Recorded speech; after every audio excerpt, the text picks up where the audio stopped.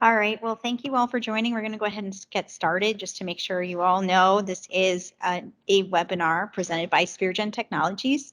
My name is Amy Pacelli, and today we are going to be discussing mixed reality in education.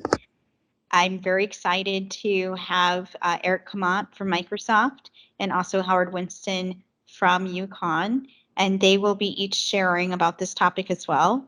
I'm just going to give you all a brief introduction about SphereGen and sort of why we think this webinar was worthwhile for all of you. So a little bit about SphereGen. Our background is in application development, very traditional application development. And we have done all types of apps for education. We've done learning management systems, mobile apps, and some complex robotic process automations as well. So what really made us engaged in mixed reality was one of our existing clients in the EDU space. They had a curriculum problem that we could not figure out how to solve with traditional means. And so we actually started working in HoloLens specifically for that client. And once we started using it, like many others, we just were thrilled by all of the possibilities of what it could do.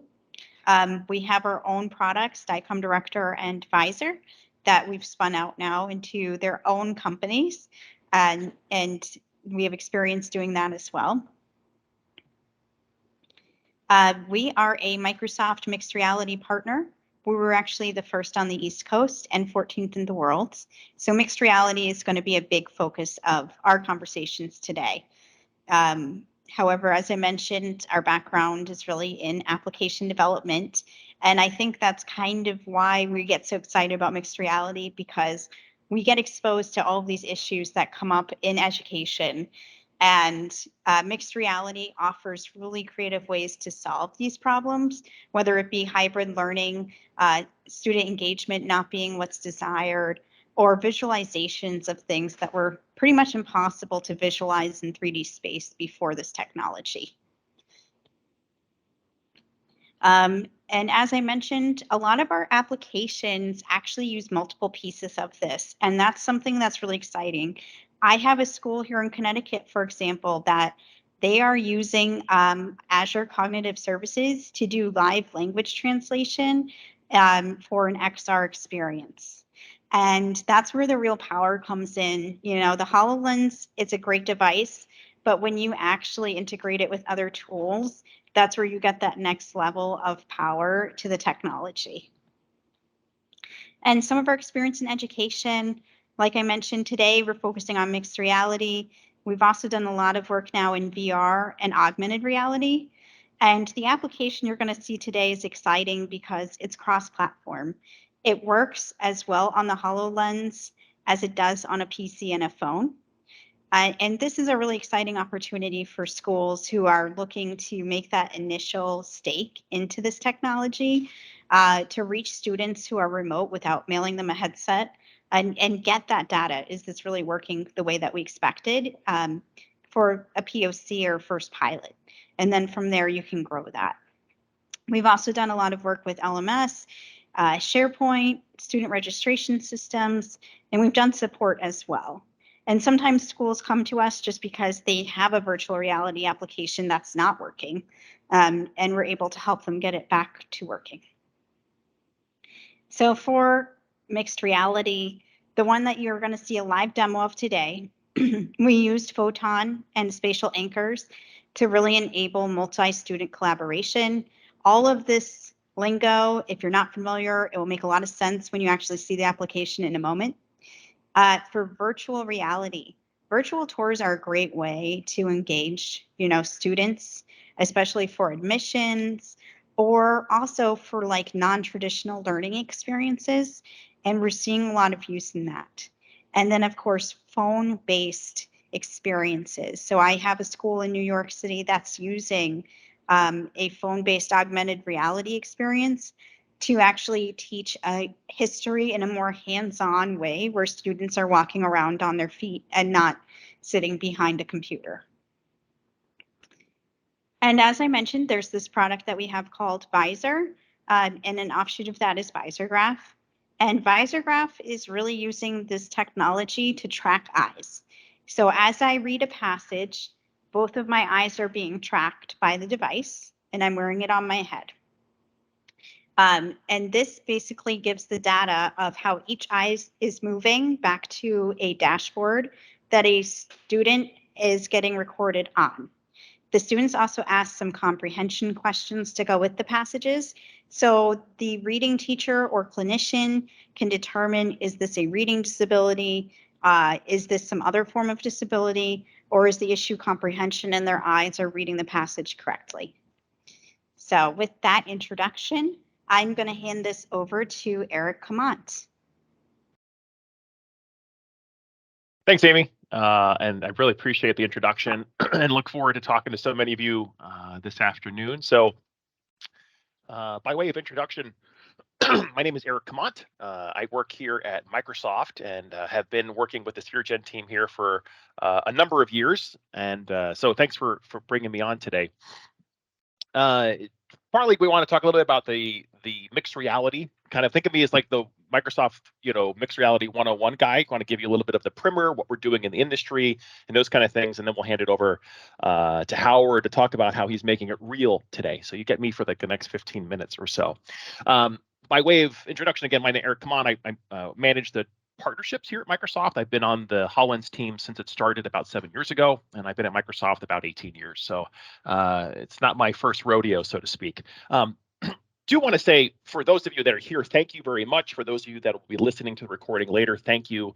Oftentimes we forget the exquisite pleasure of thanking all of you for your time at the end, so I like to do it at the beginning.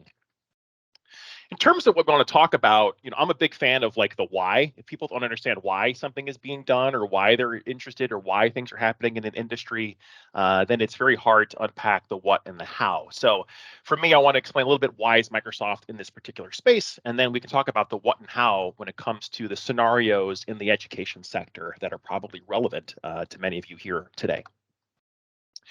The first thing I want to make sure I land is the fact that, when we talk about things like mixed reality or MR or virtual reality, VR, AR, or even the metaverse, which has now gotten all the rage, or Web 3.0, it's hard to define, and I want to make sure I give you a kind of a point of view on what that looks like. And so for us, when we talk about how computing evolved, right? We've been doing computing at Microsoft for over like almost 40 years. Really the thing is, it started as software, then it moved to applications, and then moved to this idea of experiences, right? So if you're developing code or you're writing applications or you're trying to teach or you're trying to embrace, different generational concepts, this shouldn't be a hard thing, but like it's just an evolution of the way we think about computing. And so today, these experiences, experiences, if you think about it, are intended to stimulate, various senses on the human body, right? Sight, sound, and touch, and taste. And so we think about that both in the context of metaverse and mixed reality. Now, you might say, that's really cool. You just said metaverse 3 times in the first 2 minutes of this talk. What is the metaverse? So everybody's got a different point of view. You can make the analogy, if you've been doing computing for a long time, it's like what the internet used to look like back in the mid 90s. People thought they had an idea, and then what it eventually evolved into was something totally different. So we're at this beginning of the idea of the metaverse, but from our perspective at Microsoft, it's really this set of technologies that allows for persistent digital representations connected to the different aspects of the world. Very kind of ethereal definition.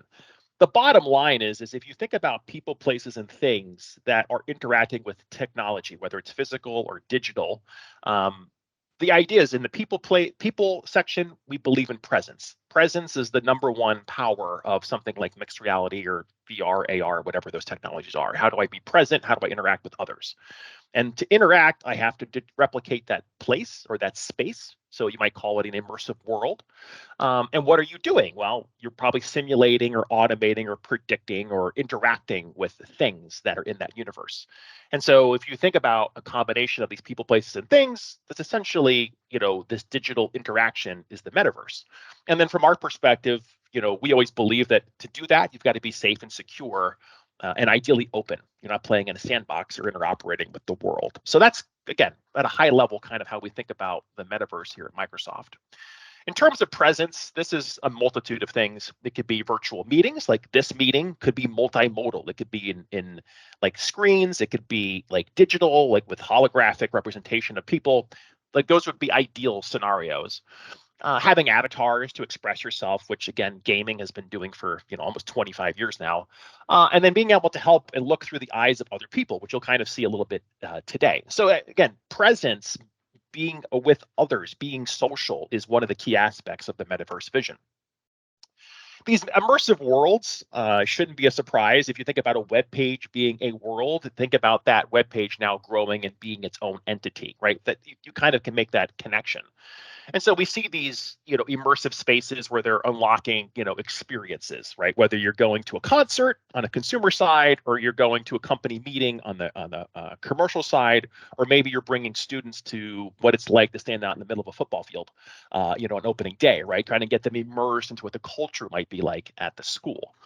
And of course, making sure B2B and beta scenarios light up, because again, it's not just a consumer only or enterprise only or industrial only world. It's meant to be interoperable between these worlds. And then of course, what are you doing? Well, when you think about things like in the manufacturing world where we're simulating or digitizing, machinery or robots. We want to make sure we automate real world scenarios. So think about smart buildings. We want to create digital twins or digital relatives to objects, or even visualize things in three-dimensional space. The idea is that you can engage this, whether you're commercial, you're in the education universe, or retail, healthcare, it doesn't matter, being able to predict and automate those particular items. And again, there's this digital physical interaction. And again, I only call this out because I think sometimes it's overlooked, is that you have to do it with security mind and focus. Trust, Microsoft is built on trust. We talk about this all the time. If you can't trust us and you can't trust the technology we build, it's a big deal. So we think about making sure that people have protection of their data, protection of their PII, and then they can do that in a safe, empathetic environment, so to speak. It's inclusive for people. So those are pretty lofty directional goals for the company. How do you translate that to stuff that you can do today? And again, kind of what we'll talk about. For today, really, it's about digital twins or digital relatives. I use the term relatives because it's not always a twin. And this idea of mixed reality, which we'll talk about in a second. So that's stuff that you can action today. In fact, we've been actioning that for the last 6-7 years in the mixed reality world. The idea of tomorrow being a future state is really these immersive experiences in these digital worlds.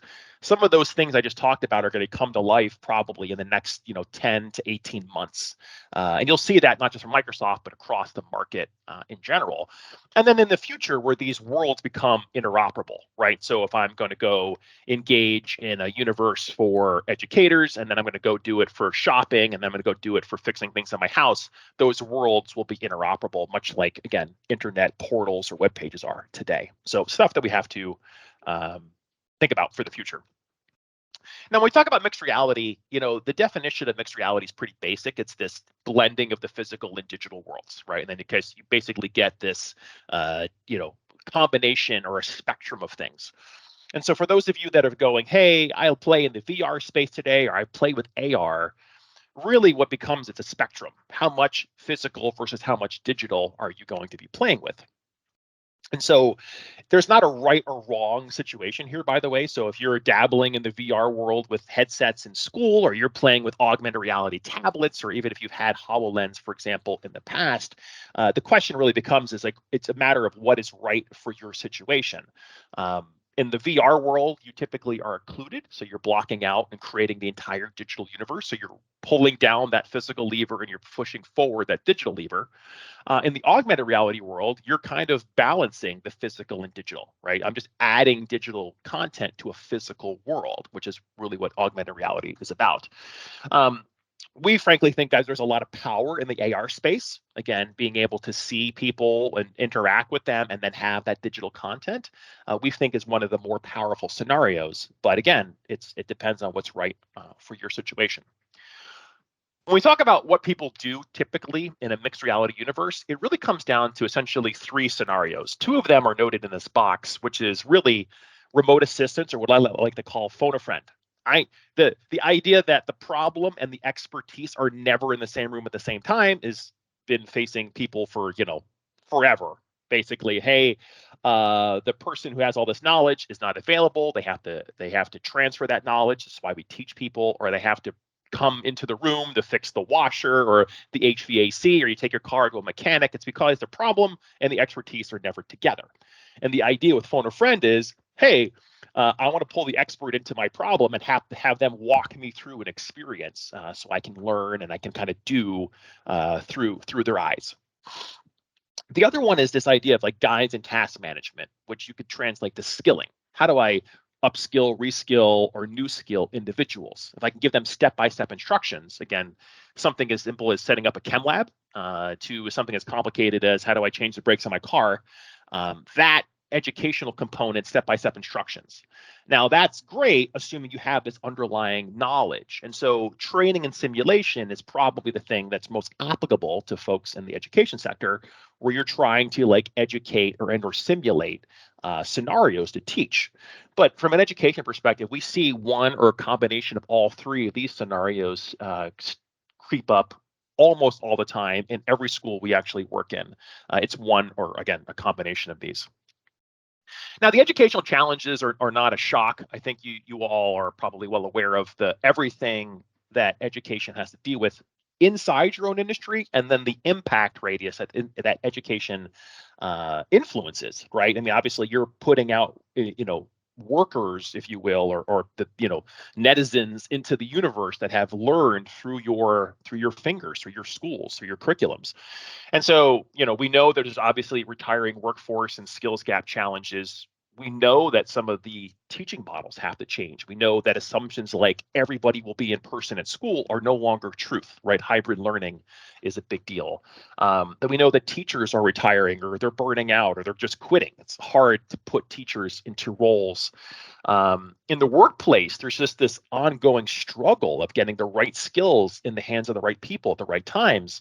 And then just from a medical education perspective, you just have an ongoing hole of talent that continues to creep up, right? So just highlighting a few challenges in this particular case. But challenges give way to opportunities. What we found, and what you'll see this just from what the work that SphereGen and Howard have done is, there are grade schoolers that are in school that are going to do jobs that haven't even been invented yet, right? If I said, hey, 5 years ago, you're going to be a metaverse programmer, they're going to be like, what's the metaverse? And now we're going to have them. This is kind of like what big data, IoT, different drone pilots weren't a thing 10 years ago. I mean, there's just a number of jobs that don't exist. However, we do know that information retention goes up dramatically. We saw 75% retention increases of people learning through mixed reality, right? Through an additional modality of learning that's a little different than the whiteboard that Howard and I were joking about at the beginning. And then, of course, that increases confidence in their ability to act, right? If you have skills and you have confidence, then you have really productive scenarios that exit the educational system. I'll just skip that for the moment. One of the things we thought was really interesting is people frequently go, that's super cool. I understand a little bit about the metaverse, a little bit about this mixed reality stuff. It sounds expensive, right? Like, I'm not sure how we can justify the cost at our school level. What we found is we did some economic impact analysis of mixed reality. And what we found was that, broadly speaking, and I'm using this quote, this like training efficiency component, very broadly speaking, was that there was generally a payback period of just about a little over a year, which, again, if you've ever done massive projects or investments, that's a huge ROI in the positive, right? Being able to get your money back in about a year from something you've done, that's amazing. And so what we find is, again, training, skilling, teaching is a really high ROI, high impact scenario for mixed reality. So what do we do? In the mixed reality world, we think about three major key scenarios. We augment the teaching, right, across modalities. You see here on the left that there's a teacher on a HoloLens, and you've got students that are on an iPad. It doesn't really matter, right? It's device agnostic. We want to be able to interact with 3D models. There's a lot of things exist in 3D. This experiential learning, right? How do I do hands-on learning? If you remember the chemistry scenarios of the two balls with the little twigs behind them, you were getting the hands-on. That's what labs are intended to do. Well, it'd be nice if I could do that much more robustly in a safe environment with, for example, 3D digital objects, right? So we'll see that today. And then how do I test? How do I assess students? We've done traditionally different types of oral examinations or paper-based examinations. How do I get them to rearrange things in a mixed reality world and assess them correctly? There are a series of learners out there that learn that particular way. And so we've got some really good stats to talk about the retention. Case Western is probably our most promising or I would say popular case study talking about the retention levels that went up with less class time, right? So if you can teach better, they retain more, and you don't have to spend as much time. That seems like a win. We saw Northeastern talk about upskilling time dramatically, by 83%. And then we saw like just generally ratings. You got kids that are, internet first, the millennials and the generations after that show up and they're just like, they're expecting this. I have an 8-year-old and a 12-year-old, and they're like, I give them HoloLens and they're just out there grabbing stuff because that's like natural to them. They expect that to be the world, not something where we have learned how to use pen and paper, for example. There's actually really good studies published. Case Western actually published a number of legitimate studies that talk about learning outcomes that you can get in education with mixed reality versus traditional methodology. They did this for med students. So there are doctors that have graduated med school that have learned on HoloLens for the last 4 years. And you're going to have doctors that are going to be like, hey, I learned anatomy as a hologram instead of cadaver lab, which again is a game-changing high ROI experience. And they didn't do that in a vacuum. They did that with research and studies to back it up. And they basically found that there was a significantly higher response for that kind of learning framework, more than they would have gotten through traditional means. So again, you go, if it works for a bunch of doctors, does it work for a bunch of chem students, physics students, sociology students? The answer is probably yes. But it's interesting because a lot of the solutions, and I'm just putting a snapshot of scenarios up here, a lot of them are in this medical education, medical simulation, anatomy, physiology scenarios. You could put dental or veterinary in here, but basically, hey, I've got this body, this scenario that's really complicated. The way we teach anatomy is really ancient. The way we teach medicine is like 150 years old. How do we revolutionize that? How can we change that, bring it more current? How can I be Superman with X-ray vision into the human body? So there's some really good positive stuff here. The point is, those are scenarios in medicine. Howard is going to actually talk about, she did the good with the hook. He's going to talk about how he did it live with the physics class. And so I just wanted to give you a little flavor. He's going to give you a little bit more of the practical. And again, we can answer questions at the end. Thank you so much, Eric. I think that was very enlightening. And Eric will also be staying on to answer questions at the end. So if you have a question specifically for him, feel free to put that in the chat or stay on till the end. We are going to move over to the demo. So Howard, we're ready on our end. Are you ready to go? Sure. Yeah, I'll just start with just a couple of words. Thanks, Eric. That was great. Great broad picture of what we're doing here. So I'm Howard Winston. I teach physics at the University of Connecticut. And I'll just speak very quickly. I'm very eager to show you what I'm doing. I think in this case, a hologram is worth 1,000 words. My own journey with the technology started about 3 years ago. I had always been struggling with how do I teach inherently three-dimensional concepts to my students. I'm teaching summer school now. So I'm teaching students if a particle goes this way and the magnetic field direction, like the Earth's magnetic field is perpendicular to it this way, the force is in the third dimension, right? And they're all scratch their heads because you have to teach them these rules for figuring all that out. And of course, with the ability to have immersive 3D media, that sort of solves my problem, right? So that's really what I had been looking for. 3 years ago, I discovered mixed reality with HoloLens, and I said, let me go with this. Let me start my journey that way. The other aspect of this, and those of you who are educators today know that active learning is very important, right? That's sort of a central precondition for being successful in the classroom these days, especially with STEM education. So I imagine a future where my students are not facing me, in their chairs, and I'm the sage on the stage with a whiteboard behind me writing equations, but I just want an empty room and we're wearing these devices, right? and we can all sort of learn together and participate together with three-dimensional images that, of course, we can, the HoloLens will track your hand. So if you want to move a hologram from one location to another, you just grab it and move it. Very natural kinds of interactions you can do. So active learning is kind of baked in to mixed reality based education, which is exciting, I think, for any of us in education, because we recognize this is really going to energize, really engage with our students.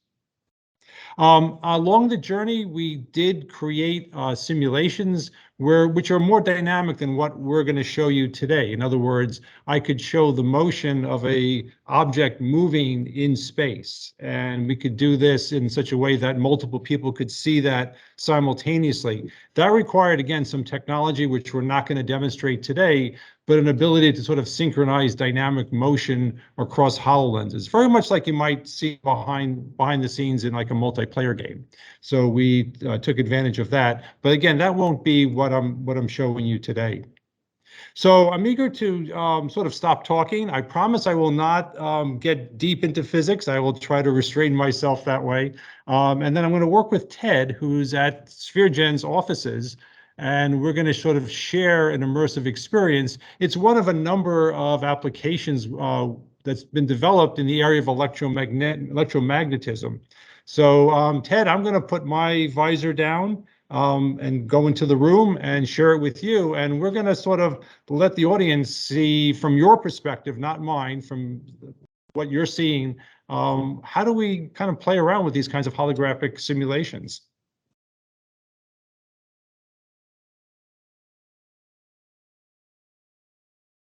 Okay. I am now in room 130, Ted. All right, so Ted's actually joining from the beginning. So when a student joins this, they can put in their name, and the professor, aka Howard, or one of his colleagues who you had other professors using this as well, Howard, correct? Yes. So. Yep. So as you see, they should be in the same room now. So why don't we see if we're getting any good collaboration here? Okay, I'm going to come into that particular app. Let me open up my options and toggle a wire. Hopefully this will work. There we go. Okay. We saw something move, so. All right, great. Let me turn these off. Perfect. Okay, so this is what I wanted to show you guys. So initially, no current flowing through those two wires. I've turned them off, all the current off. And that point is just an arbitrary point in space that students can use to explore their environment. Now, if I turn on a wire, okay, I've just turned on the current on the left-hand wire. And as you can see above it, there's an arrow pointing down. So I've got downward current going through that wire. The large blue circle that Ted is inspecting is just showing one of the magnetic field lines. So if you were, for example, to put a magnet on a table, put a piece of paper over the magnet, sprinkle some magnetic filings, they would line up along these field lines. And it's a blue line. It circles the wire, and you can get an understanding based on the direction of the current, whether that magnetic field goes clockwise or counterclockwise. Now, at the white sphere point, the magnetic field at that particular point is shown by the green arrow. And there's a little tooltip here that allows students to see when they're ready to transition to quantitative calculations exactly what the value of that magnetic field is. And there's also a little tooltip that says, oh, that point in space is 0.4 of a meter away from the center of the wire. And the wire, if you look above it, if Ted just gazes up a little bit, there you go. You can see it's 1 ampere. And so as students progress and get a little bit more advanced, they can begin to come up with a not only just purely conceptual, but also a quantitative understanding. How is the magnetic field related to quantitatively distance from the wire and the amount of current going through the wire? Now, I should mention, to help students, we prepare guided worksheets that have sort of a guided inquiry flavor to them. So it's sort of providing some structure, some scaffolding for students to explore with the holograms, but leaves enough degrees of freedom so that they're able to sort of enjoy the experience. It's not just a cookbook recipe. And I should say, by the way, we're still learning, right? This is a new medium, and we fully understand that, we're going to have to adjust our teaching methods to take better advantage of what we see here. So maybe some of you in the audience will have great ideas for us how to improve this. I'm going to turn on wire number 2, right? And so now I've got 2 wires with 2 currents, and you see 2 circles, right? And by the way, these magnetic field lines permeate all of space. We're just keeping it simple here. I'm just showing you the magnetic field lines that intersect a particular point of interest shown by that white sphere. So Ted, if you want to move that white sphere around a little bit, you're welcome to do that. You can play around, right? Yeah. And so you can see those green arrows showing you, right, what the magnetic field would be at that point due to these two currents. And there's also a third. I'm not going to get too much into the physics, but if Ted walked around and got closer, he could see how those 2 arrows added up to give me the net or the total magnetic field. So students are learning how magnetic fields combine this way, and they can walk around and get a nice 3-dimensional view of what's happening. Now, there are little sliders here, so I can certainly increase or decrease the current in a wire. So maybe I'm going to increase the current.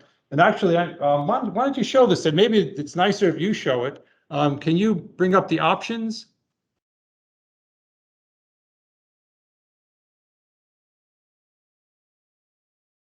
Yep.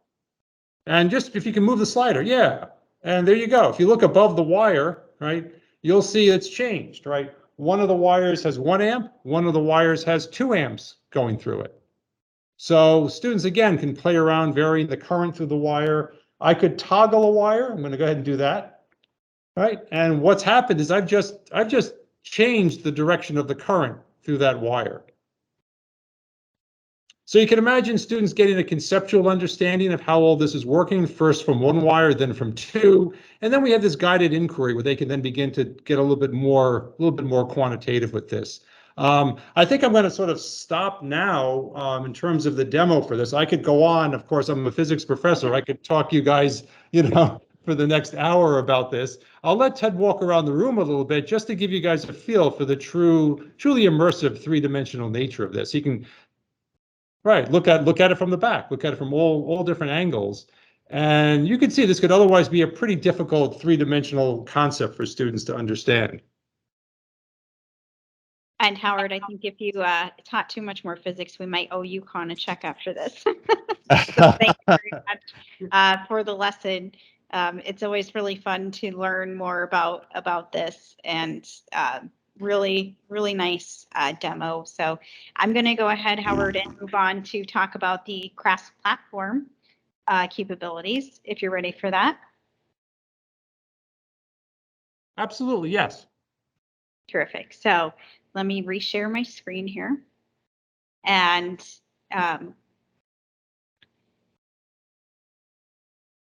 so I'm just going to show this so you guys can understand better why we were so excited about this. So I think we all saw the power of the HoloLens for this, but students don't have HoloLens in their homes remotely. And Howard was also collaborating with lots of institutions. So the number of devices for a pilot like this, obviously, you want to make sure the technology works well before you just add a ton of devices. And so this short video, I'm going to show this. And this is going to show how the phone interacts with the HoloLens. So the view is pretty much the same. The key difference is, of course, that the student is holding the phone. And as the professor changes something on the HoloLens, the student can see it change on the phone and vice versa. And Howard, we've gone up to well over 100 users on this app, right? Yes, we've been licensed. We've have been playing with this. By the way, my collaborators at the main Waterbury, I'm at the local Waterbury regional campus of UConn. Our main campus is in Storrs, Connecticut, and I'm working there with Professor Diego Valenti and a graduate student, Gabe Kovacs, and also a collaborator at Salisbury University, Professor Stephen Binns, who's also been working with HoloLens for a number of years. And so, yes, we have actually involved hundreds of students in a study trying to understand, do students actually learn better and retain information better with these devices? So we're at the front end of a longitudinal study trying to say, is it more than just the wow factor? Yeah, and I think what is really exciting to hear from what you've shared with us is that the HoloLens is definitely the favorite of the devices so far for the students. And I could understand, as someone who isn't really gifted in physics, how visualizing something in 3D space can make it a lot simpler. Absolutely, yes. I definitely have seen that. We have, in terms of our study, we have a control group using exactly what you're seeing, but pretty much just on a traditional, lab computer screen, 2D computer screen. We also have it on mobile devices like their cell phones, and some students get to play with the HoloLens. And of course, the students on the PCs and their phones are always looking jealously at the students who are playing around with their HoloLenses. So that is definitely, I can verify that's definitely true. All right. So Howard, could you just share a little bit more about why you're doing mixed reality for education? Yeah. The key idea again was, for me in physics, there are a number of constants which are very difficult to visualize, and this has been documented by others. Especially with electricity and magnetism, that are inherently three-dimensional, as I started today speaking about. And so this allows us to just bring it out in a perfectly immersive three-dimensional experience for them. We can also give them experiences that are otherwise very difficult to see. I could show the motion of a single charged particle in a magnetic field, which is really, you can't do that. I can't visualize the motion of a single proton or a single electron in a magnetic field, but I could bring that to them. That's a major advantage, I would say, for a lot of technologies. But for mixed reality, again, if it's inherently three-dimensional and otherwise difficult to visualize, it really brings that to the fore. And then a key idea, of course, is getting student engagement. Active learning is sort of, as I say, baked into this kind of a technology, because students are on their feet, interacting with, having a tremendous amount of fun playing around with these holograms. And it's just very, very grateful to see that level of energy go way up in the classroom, rather than they're passively listening to me in their seats while I'm lecturing. That's just not fun for me anymore. What can I say? Yeah. So for the sake of time, Howard, can you just speak briefly about what the HoloLens replaced as far as the 2D? Right. So, right, for time purposes, I was going to show this. This is an excellent example of traditional 2D physics simulation. So if you're in 2D, for example, this is the same simulation you saw before, but now this is looking straight down on those two wires. And the red dot represents current coming toward you, and the blue dot represents current going away from you, down toward the floor, if you're up at the ceiling looking at this. And these arrows, again, showing the direction of the magnetic field in different spots. Now, just one point I want to mention is that because this is two-dimensional, students have to remember, and I'm a little colorblind, I might mess this up, but one of the colors, I'll just say, represents current going towards you, and the other color represents electrical current going away from you. And they have to keep that in mind as they're doing this. That's called cognitive load. And that might interfere with their ability to learn something, right? So with a truly immersive 3D experience, they don't have to learn these arcane symbols or this symbology, because I don't have a three-dimensional environment. Sometimes you'll see dots and crosses representing things coming towards you or away from you. But again, that requires students to remember that at the same time they're trying to learn the physics, which again can provide a little bit of a barrier, a little bit of an impediment to actually getting to the core physics concepts. So that's all I'll talk about here. It's these are called Phys-lets. They're available through Boston University. Professor Duffy has collated many of these, and they're just sort of state-of-the-art, excellent sort of teaching resources for people to use. Yes, and then this is just this is what I had alluded to earlier. This is the more dynamic simulation we have, where, for example, that little purple sphere represents a charged particle. The arrows represent that magnetic field in space, and that little sphere doesn't really go around it. It's not a bead on a wire. The wire, if you will, that circle just represents the trajectory.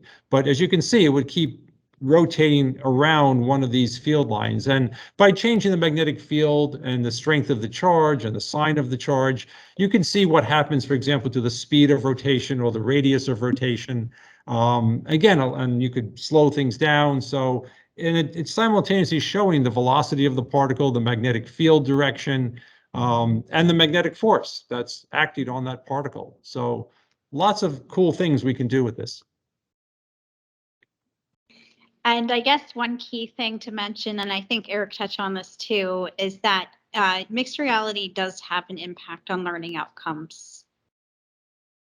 Right, and we want to prove this to ourselves in a way. So this is just a placeholder for, as I said, a longitudinal study that I'm doing with colleagues at Salisbury University and at the main Storrs campus of UConn in an introductory physics environment to compare as a control group traditional 2D simulations, and then as two intervention groups, one of which is I would call augmented reality, on, as Amy showed, on a smartphone.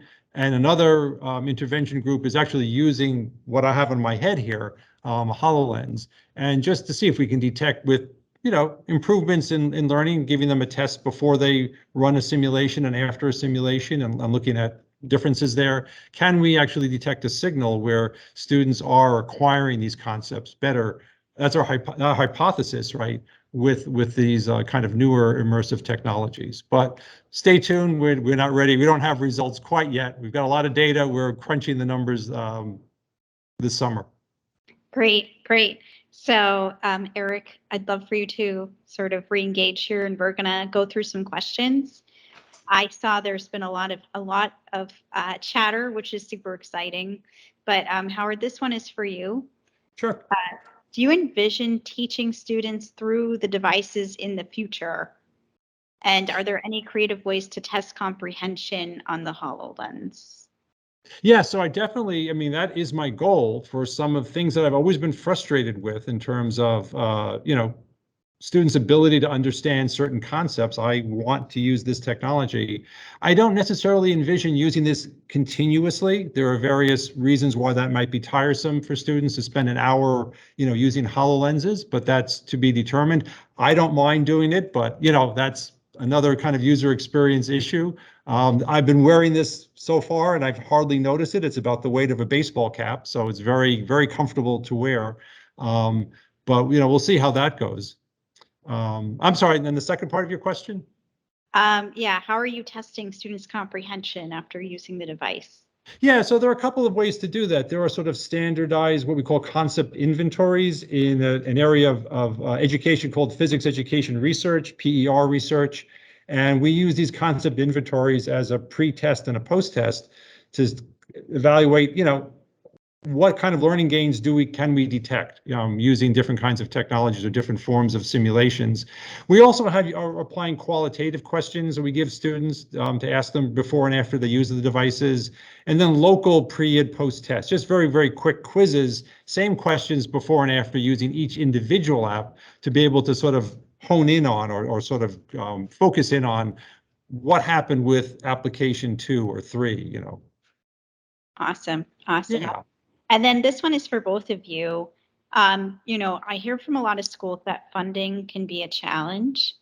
So could you speak to funding and, some of the myths and realities around that? Howard, I'll let you go first since I think Eric. Sure. Yeah. So this is still, in a research stage, and I do get internal funding from UConn.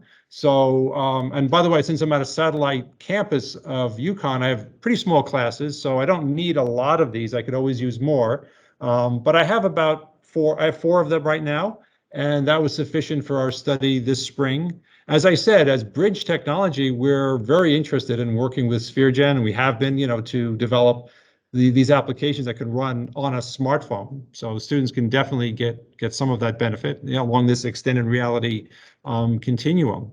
But so far, yes, it's been some internal funding. We probably will look for more extensive external funding for larger scale studies in the future. But yeah. And Eric, what are you seeing as far as funding with some of the schools you're engaged with? Funding wise, I would say that it comes in two buckets, right? One of which is grant funding. I think is pretty standard in the, especially in the continuing education universe, right? People are out there, applied research scenarios. I do think that there are scenarios whereby they're trying to reduce costs. So I just come back to the cadaver lab, right? They know they spent X dollars a cadaver lab. They go, I have an alternative solution that costs Y dollars, X minus Y.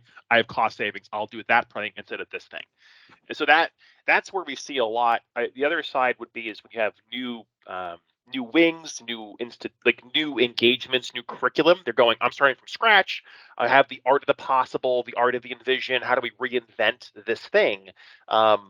It's different than just like exchanging, Chromebooks. Hey, I bought this thing. It's a commodity. It's like, it's a little bit of an expensive proposition that we have to get in front of, the money you spend on this kind of stuff, especially at a higher level for the entire school or an entire department, usually needs a little bit of a write-off at a higher level than just say, hey, we bought two kind of thing, right? But again, but what we see is there's valuable ROI to justify the cost. And I think that's the key.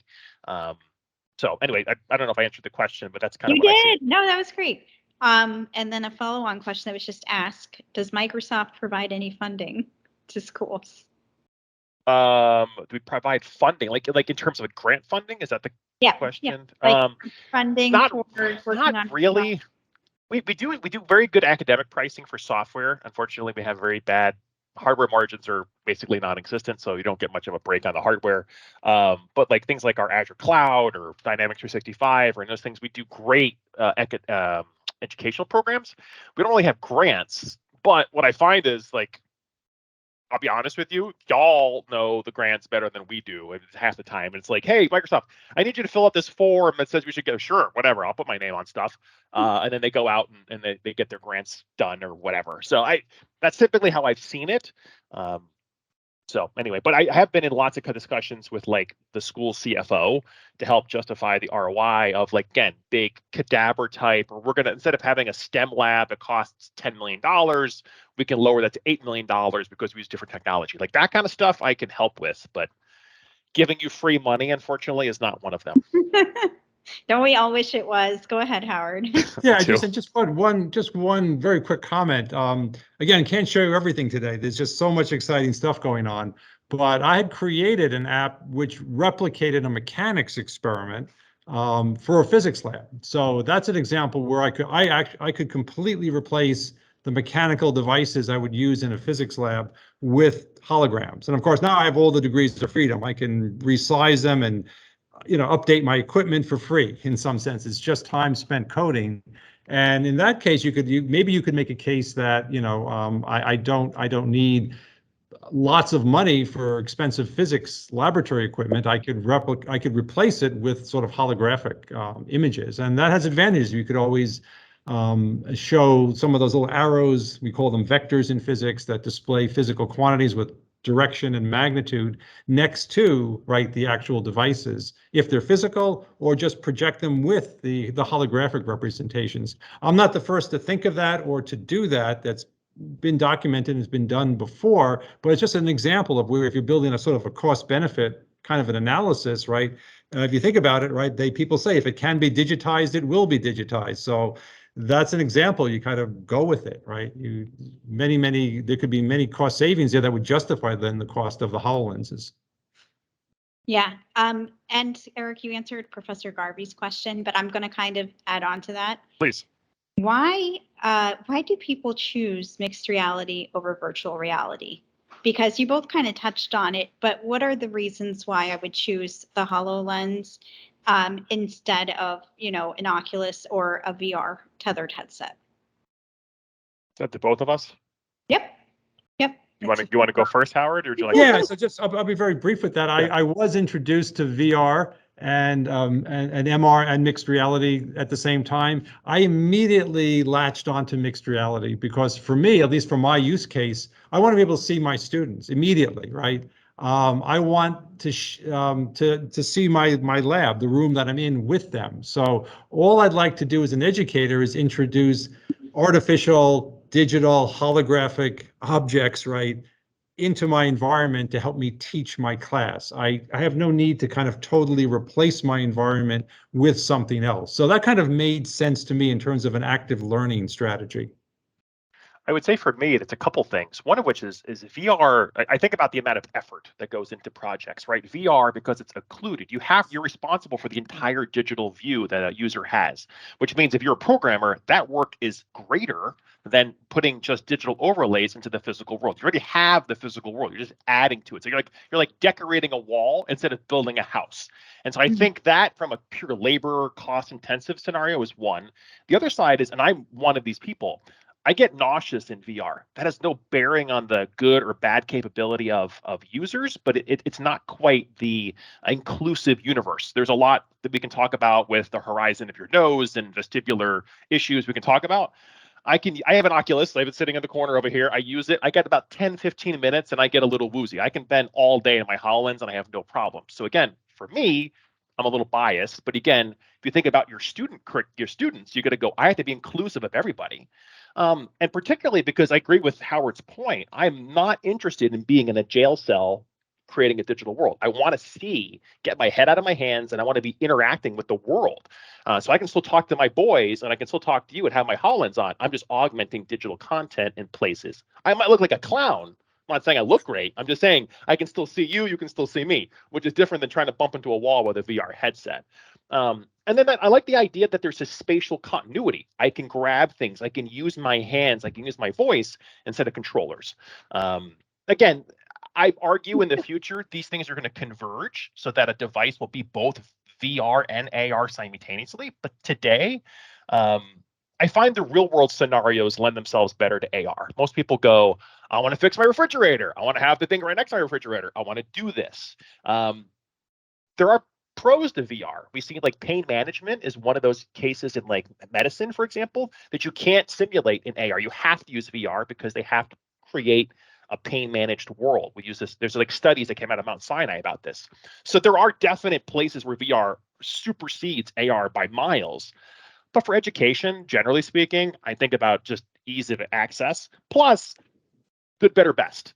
If the best is a highly immersive spatial AR computer, better would be a mobile AR computer, like a tablet. Well, if you're changing modalities, VR in one case and then AR on a phone, now that's two different programming styles. It's like you're either all in or you're all in over here. It's hard to do both. And so if you say, hey, web is good, better is a mobile AR experience, best is maybe something like HoloLens, you're staying in that AR paradigm, which again, fixed costs, fixed assets, fixed resources, and education, that's kind of where we see people spend their money. Yeah, I just want to make just a follow up real quick with that is when we did our study this past spring, we had one build. We use Unity as a development environment, and it's really just one build, as I said, and we can then sort of burn code, right, to go on a mobile device or on a PC or on the HoloLens, but it's coming from that same core program. So you get those cost efficiencies there across the different devices, across the different platforms. Yep, that is such a great point. Well, we're actually out of time. I just have like some closing comments. First of all, thank you, Howard and Eric, so much for joining and sharing so much with us. For everyone else who's attending, thank you as well. It was great to have you here. And your reps who emailed you the meeting links will also be sending out the recordings to everybody. And any other questions, feel free to direct back to us. And thank you all so much for joining.